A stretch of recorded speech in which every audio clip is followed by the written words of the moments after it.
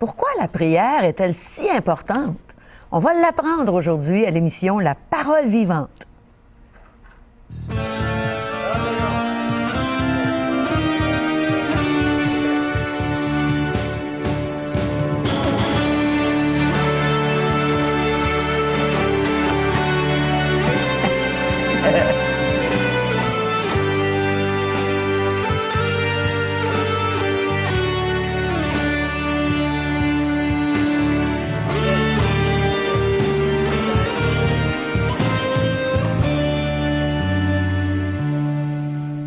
Bonjour chers amis et bienvenue à une autre émission, La Parole vivante.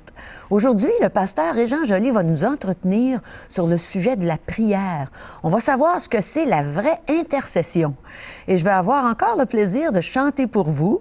Et on va entendre un témoignage ensemble, un témoignage d'une vie que Dieu a transformée complètement. Et vous allez être émerveillés de voir ce que Dieu peut faire dans une vie. Et on aimerait savoir ce que vous pensez de nos émissions, ce que vous pensez des choses qu'on dit. Et on va avoir des questions aussi. Il y a peut-être des choses que vous voulez savoir où on pourrait vous répondre par la Bible. Alors, appelez-nous à 1-877-l'Espoir, 1-877-537-7647 ou à notre site web espoir.ca. La prière est importante, n'est-ce pas, Régent? Un rendez-vous avec la foi, c'est bien la prière. Oui. De croire que Dieu entend et que Dieu a le pouvoir d'exaucer mes prières. D'être sûr qu'il nous D'être sûr et entend, ça certain. c'est extraordinaire. Avec la Bible, les textes, nous allons regarder ensemble la puissance de la prière. J'espère que vous y croyez.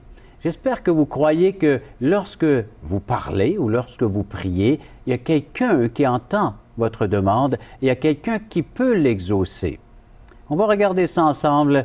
Il va sans dire, Bible en main, c'est un livre qui nous parle de la prière. Vous savez, lorsque Jésus a marché sur cette terre, il a prié maintes et maintes fois son Père et il a été exaucé. Oui. Et c'est là que les apôtres ont eu une soif de connaître cette relation, cette intimité que Jésus a manifestée avec son Père. Enseigne-nous à prier. Et le Seigneur a enseigné à ses disciples la prière. Et il veut le faire certainement encore aujourd'hui. Et dans les temps où nous sommes, la prière a une grande importante.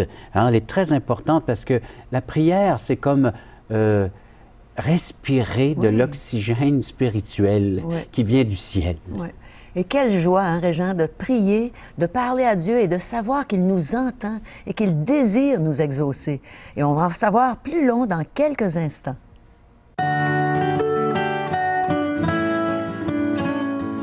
C'est avec joie que je vous présente un homme qui est membre de la même église que moi et qui bientôt va être le pasteur d'une église, une jeune église à Saint-Césaire. Je vous présente Jean-Pierre Gagné. Bonjour Jean-Pierre. Bonjour Caro.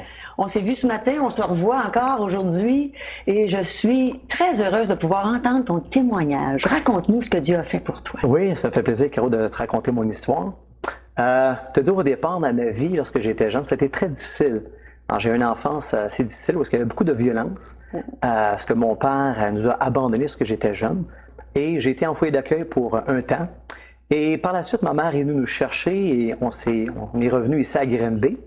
Et à ce moment-là, disons que l'ambiance était aussi pire qu'avant. Bon, beaucoup d'alcool, des choses comme ça. Et j'ai grandi dans une ambiance assez difficile parce que la peur, le règne de la peur était là. Et ma mère, quoique même si c'était les circonstances, elle prenait un temps chaque soir pour prier avec nous. Elle venait sur le bord du lit, puis elle priait avec nous.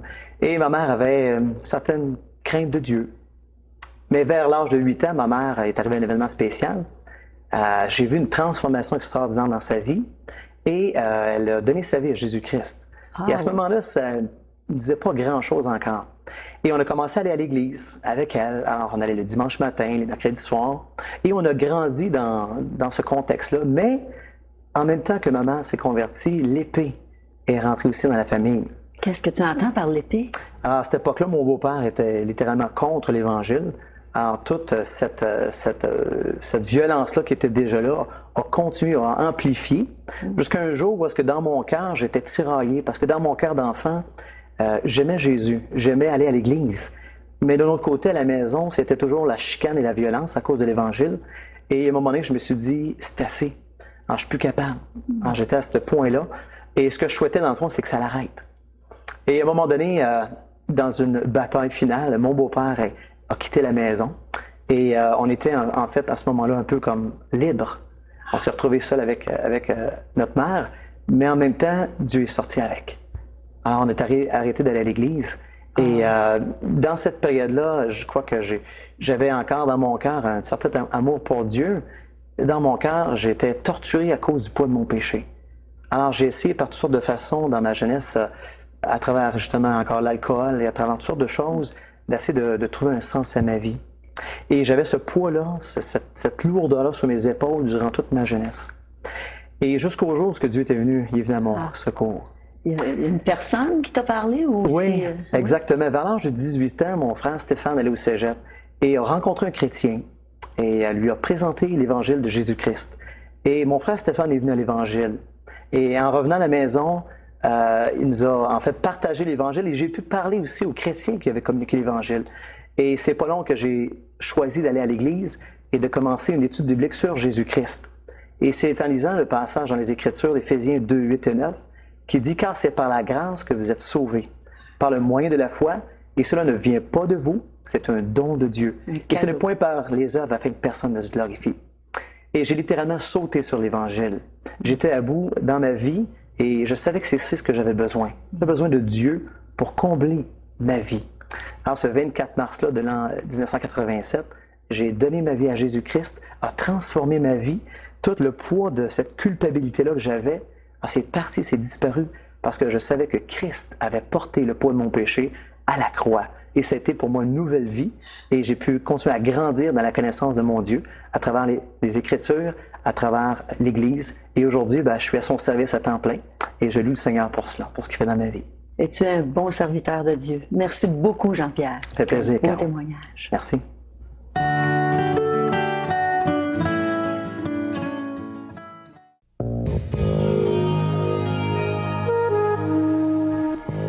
On va voir aujourd'hui que c'est possible de prier sans cesse, de prier partout. Et on va apprendre aussi ce que c'est d'intercéder. Alors écoutons bien ensemble ce que Régent va nous partager.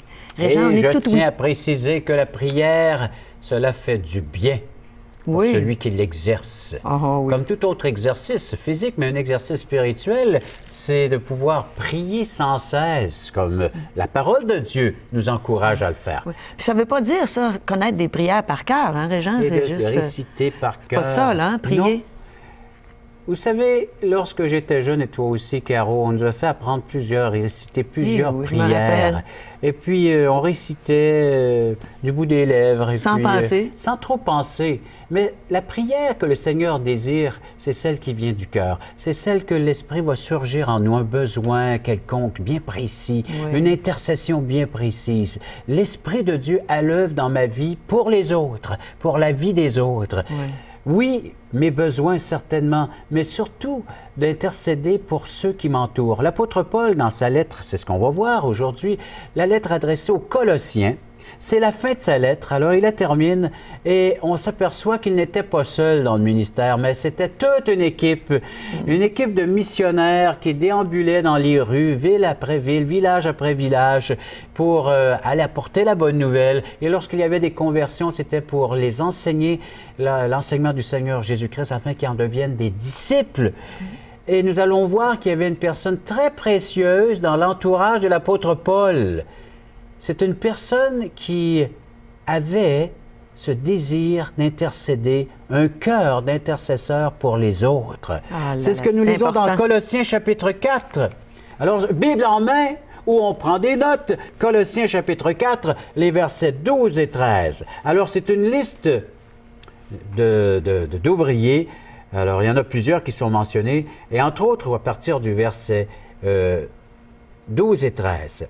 Épaphras, qui est des vôtres, vous salue, serviteur de Jésus-Christ.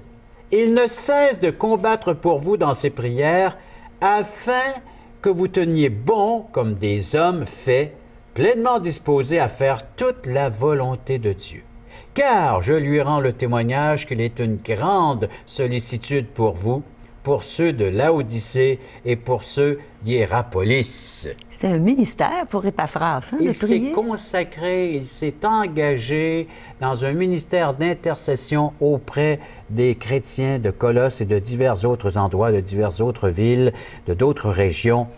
Et l'apôtre Paul dit, cet homme-là, il met tout son temps, il s'y consacre. Il appelle cela combattre. Hein? Il ne cesse de combattre pour vous dans ses prières afin que vous teniez bon. C'est ça le combat, c'est la prière. Exact.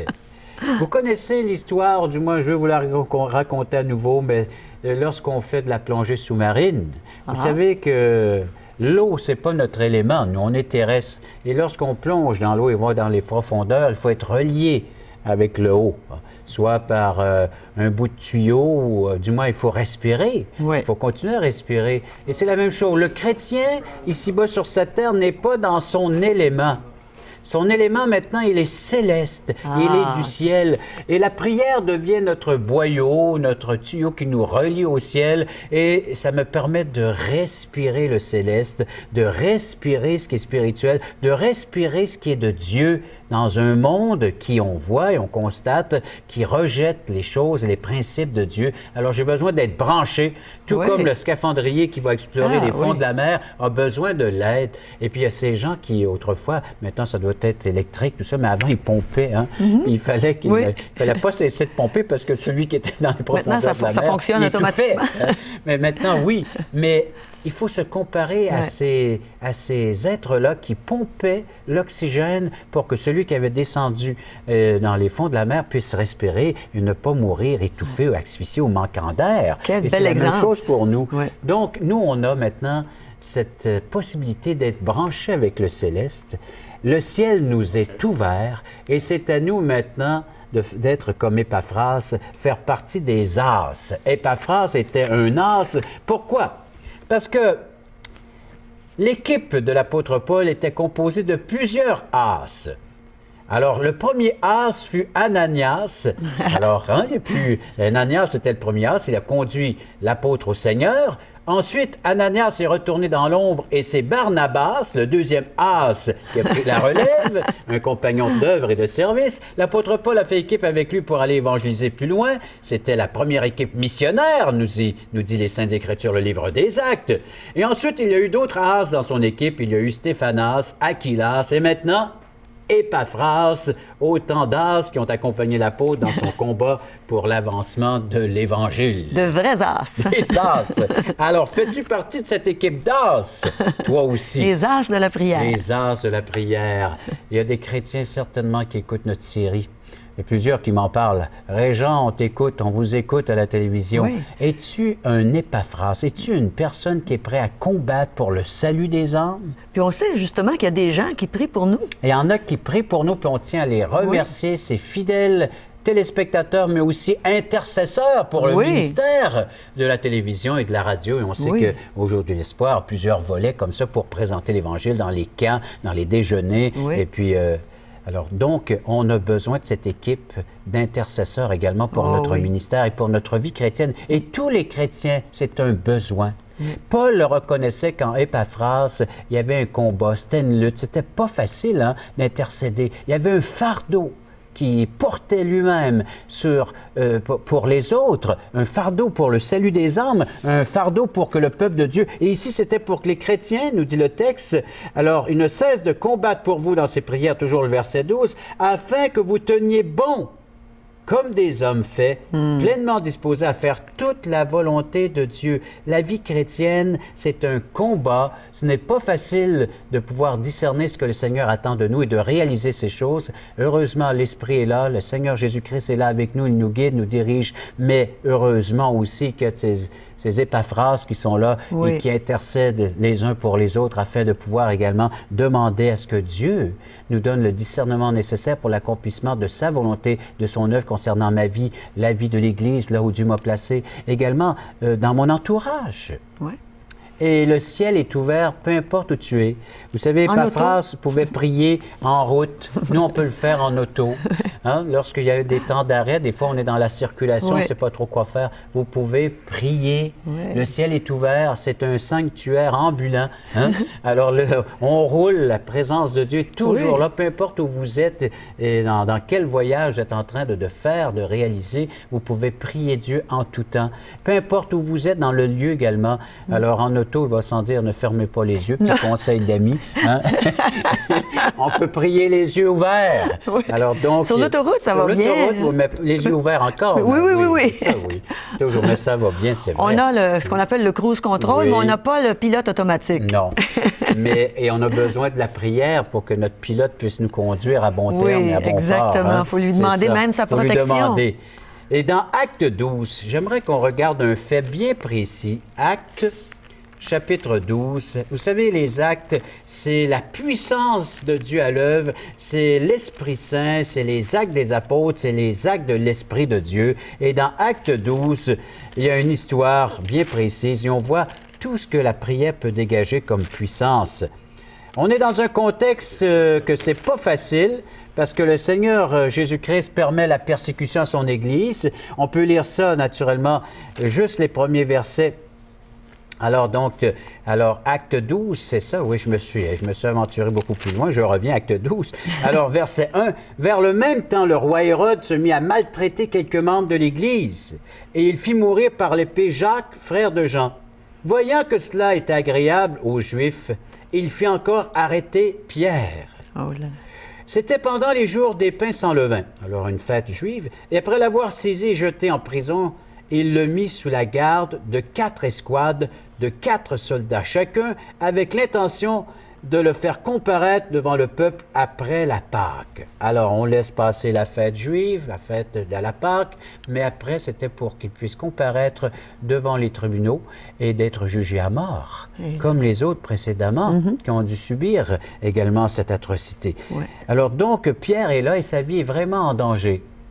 Que fait le peuple de Dieu? Ils se mettent en prière, j'imagine. Verset 5. Acte 12, verset 5. Pierre, donc, était gardé dans la prison et l'Église ne cessait d'adresser pour lui des prières à Dieu. Elle priait sans cesse. Il priait pour la délivrance d'un des siens. Il savait qu'un des leurs était en danger et il savait autre chose, que la prière pouvait agir dans une telle situation. Il savait que Dieu entendait. Il savait que Dieu entendrait et exaucerait leurs prières. Alors on les voit en prière, ils demandent que Dieu intervienne pour sauver Pierre de cette situation. C'était la mort qui l'attendait. Et nous voyons que Pierre, dans cette prison, eh bien, va vivre une intervention divine comme jamais. Un ange de l'Éternel va lui apparaître, va l'aider, il va lui ouvrir les cachots, les portes d'acier vont lui être ouvertes. Alors c'est une intervention divine que Dieu permet pour que son serviteur soit sauvé d'une mort certaine. Et tout cela parce que le peuple, l'Église était en prière, intercédait en faveur de ce saint, en faveur de cet apôtre qui est Pierre. La puissance de Dieu à l'œuvre, parce que le peuple de Dieu est à genoux, le peuple de Dieu est en intercesseur, il est en train d'intercéder pour un des leurs. Et aujourd'hui, nos réunions de prière, j'espère que ça va reprendre de la vigueur, j'espère que les chrétiens vont revenir, que ce soit le mercredi ou une toute autre soirée, que ce soit en assemblée, en église ou seul chez vous, la prière a-t-elle sa place dans votre vie? Si vous voulez voir la puissance de Dieu se manifester dans notre ministère, dans votre église, dans votre vie, dans votre famille, la prière, frères et sœurs, je m'adresse aux croyants et à ceux qui ne connaissent pas encore cette puissance, il vous est possible de la connaître. Il y a une seule façon de connaître cette puissance, c'est en se confiant dans la personne de Jésus-Christ, dans son œuvre, c'est en l'acceptant comme Sauveur et Seigneur. Et là, le ciel s'ouvre pour vous, ce ciel est là, et Dieu vous permet maintenant d'entrer en tout temps en sa présence devant le trône de sa grâce, le trône où est-ce qu'il vous est permis de faire vos requêtes, vous faire connaître vos besoins et de pouvoir échanger avec Dieu. Ici, nous voyons la puissance de Dieu à l'œuvre. Cette famille de Dieu est en prière et Dieu intervient. Regardez, à partir du verset 7, « Et voici un ange du Seigneur survint. Une lumière brilla dans la prison. L'ange réveilla Pierre en le frappant au côté et en disant, « Lève-toi promptement. » Les chaînes tombèrent de ses mains. Quelle illustration ici, chers amis. Vous connaissez peut-être des gens qui sont esclaves du péché, toutes ces formes. Ils vivent des dépendances. Ils sont malheureux. Vous voulez que ces chaînes tombent? Vous voulez que ces cachots s'ouvrent, ces prisons du péché, de cette puissance des ténèbres? Voulez-vous que ces portes s'ouvrent et que ces chaînes tombent? Priez pour eux. Intercédez pour ces gens que vous connaissez dans votre voisinage, dans votre environnement. Priez, intercédez, et vous verrez Dieu à l'œuvre agir avec sa toute-puissance. Vous lui permettrez d'agir par vos simples requêtes comme ça. Oui, c'est un combat, la prière d'intercession. Plusieurs textes dans la Bible nous est dit que l'Éternel cherche des intercesseurs. Il cherche quelqu'un qui pourrait prier pour son peuple, quelqu'un qui pourrait prier pour le salut des âmes. L'apôtre Paul nous implore à prier de la sorte pour le salut des âmes. Que faisons-nous de cette puissance qui est entre nos mains? Ouais. La prière. C'est important. La prière est très importante. Dans notre Église, Régent, on a des groupes, on appelle ça des GI. Un GI américain, hein, c'est quelqu'un qui est dans l'armée et qui combat. Mais pour nous, GI, qui veut dire GI, ça veut dire groupe d'intercession. Ah. Et on voit des exaucements à nos prières, parce qu'on prie ensemble et Dieu aime ça. Et savez que le nombre est très restreint. Le Seigneur a dit, s'il y en a 2 ou 3 rassemblés en mon nom et qu'ils s'accordent pour demander une faveur, elle leur sera accordée. Ben oui. 2 ou 3. Hein? Oui. Et je sais que plus de chrétiens que cela ici dans la province et dans la ville de Québec. Imaginez si tous les chrétiens s'unissaient dans la prière, qu'est-ce que Dieu pourrait dégager? Qu'est-ce qu'il pourrait accomplir? Il n'attend qu'on lui demande. Il dit, s'il y avait quelqu'un pour intercéder en faveur de mon peuple, j'agirais. C'est ce qu'il nous est dit par la bouche des prophètes. Cherche des gens qui se tiennent à la brèche. Qui se tiennent à la brèche et qui intercèdent. On va voir dans un futur, un prochain message également, la suite de cette puissance qui peut se dégager. Comment est-ce que c'est un combat? Ce serviteur a dû combattre pour que sa prière soit exaucée. Pourquoi? Parce que, vous allez voir, c'est un combat spirituel. Ça se passe dans les sphères spirituelles. Il y a 2 mondes spirituels. Il y a une guerre spirituelle et l'enjeu de cette guerre, c'est ton âme et c'est mon âme, c'est notre âme. Alors la prière est d'une grande importance pour le salut des âmes. J'espère que toi, enfant de Dieu, tu vas commencer à intercéder si ce n'est pas déjà fait. Et toi qui ne connais pas le Seigneur, une première prière que tu peux lui faire, c'est « Seigneur, sauve-moi. Oui. Sauve mon âme de la perdition éternelle et tu seras exaucé. » Ça, c'est certain. Quand j'ai dit « Seigneur, sauve-moi » il y a 30 ans, il m'a sauvé. Il a entendu cette prière.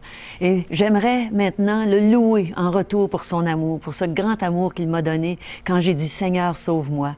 Alors, j'aimerais interpréter un chant pour vous qui s'appelle « Je te loue ».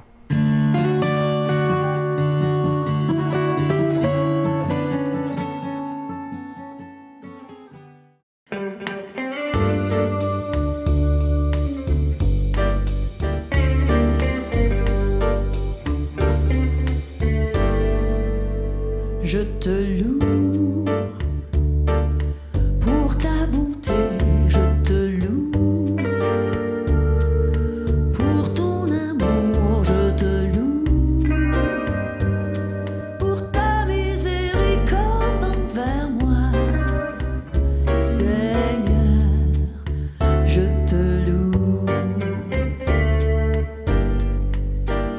je te loue. Je te dis